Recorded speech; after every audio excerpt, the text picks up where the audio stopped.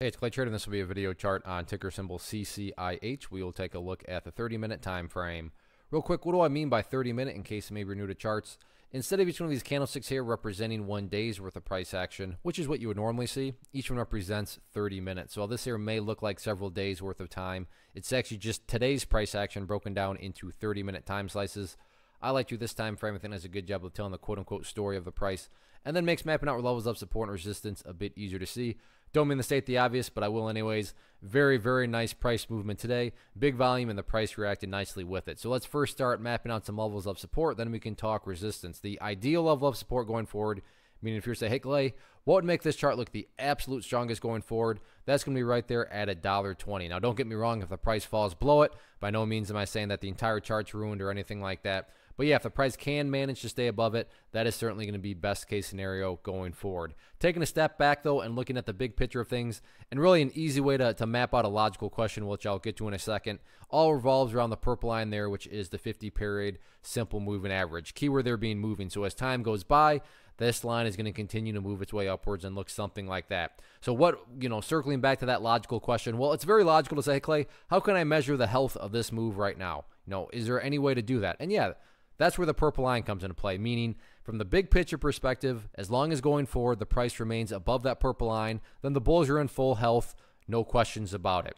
So very easy way, very simplistic way to kind of answer that very logical question. Now, what about areas of resistance? If this price movement is going to continue upwards, where are some of these key battlegrounds at?